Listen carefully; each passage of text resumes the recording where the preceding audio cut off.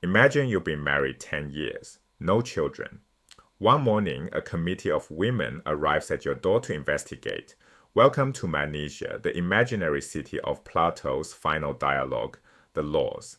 Every household, every hymn, every 6-year-old's drill formation here serves one principle, and one office holds the entire machine together. Plato writes the laws as an old man. The fiery vision of the republic, ruled by a philosopher-king, has cooled. He now wants something achievable, a second-best city designed for stability. His metaphysical goal stays constant, being over becoming. The cosmos is ordered, eternal, mathematical. A good city must mirror that order. So Magnesia isn't built for freedom or growth. It's built to hold its citizens steady, like planets locked in their orbits while shaping their souls toward virtue. The Constitution is a deliberate hybrid. Citizens elect a representative assembly, but votes are weighted by wealth class.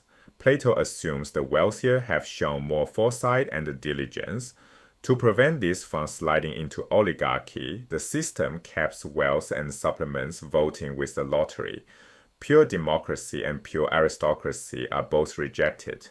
The result is a mixed regime, balanced like a scale.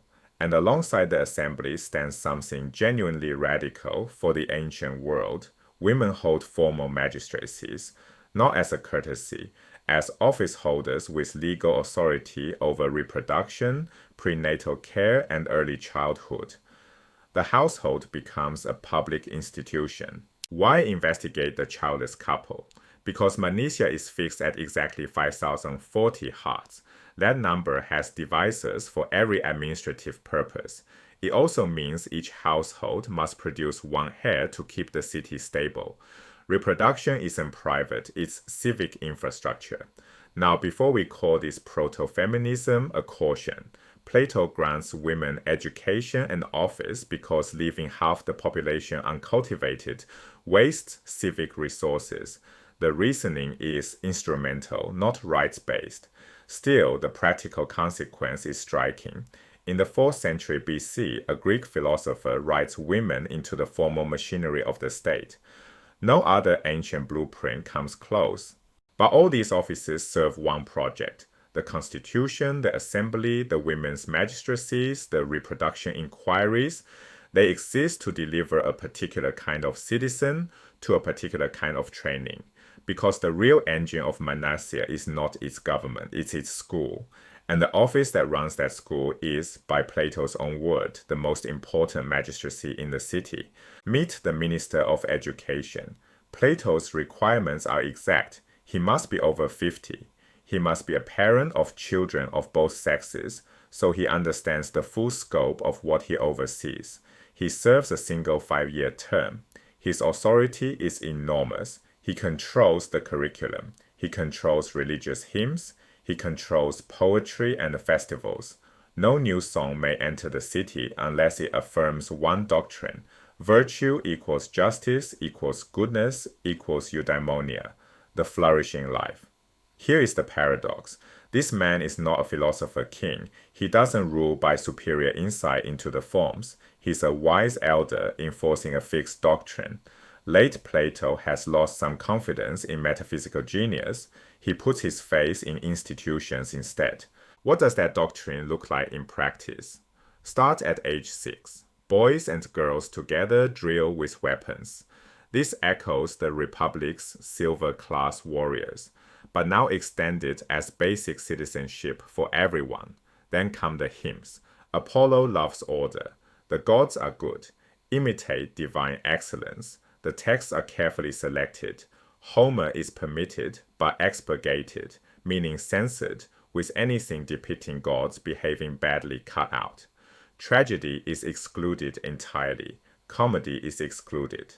Sophists, the traveling teachers who taught rhetorical flexibility, are banned outright. Notice what this means. Compulsory education here is not liberal education. It's not free inquiry. It's doctrinal formation, soul shaping. The Greek word psyche means soul, and Plato treats it like a piece of clay. Innovation is permitted only as superficial decoration. The substance is fixed. The citizens are trained to want what the city needs them to want. After the basic curriculum comes higher education, mathematics and astronomy. In the Republic, these subjects formed the bridge from the visible world to the realm of pure forms, the divided line between sensible appearance and intelligible truth. In the laws, Plato keeps the subjects but downplays the forms. Late Plato seems to harbor doubts about his own metaphysics. What he doubles down on is the political claim. Education, properly designed, is the central question of statecraft. Get the curriculum right, and the city governs itself. Step back, and the pattern becomes cosmic. Magnesia holds Olympic-style sacred games. It runs poetic competitions. There is apparent innovation everywhere, but look closer. Every contest, every festival, every hymn reinforces the same doctrinal core. Variation on the surface, fixity underneath. Now consider the laws itself. The dialogue is structured in 12 books. Magnesia is divided into 12 tribes. The year has 12 months. The text replicates the very cosmic order it prescribes. The city is meant to be a human replica of divine order, and the book that describes the city is built the same way. Form and content collapse into one another. Plato is composing a constitution that breathes like a calendar. Here is what Plato invents: the educational state, compulsory schooling for all children, state-managed culture, formal education for women. The idea that the deepest political question is not who rules, but how citizens are formed. These ideas would reverberate for 24 centuries, through medieval monasteries, through revolutionary France, through every modern ministry of education. The second best regime substitutes a total educational apparatus for the philosopher-king. The city becomes a human replica of the cosmos, and the minister of education, not the lawmaker, holds the keys.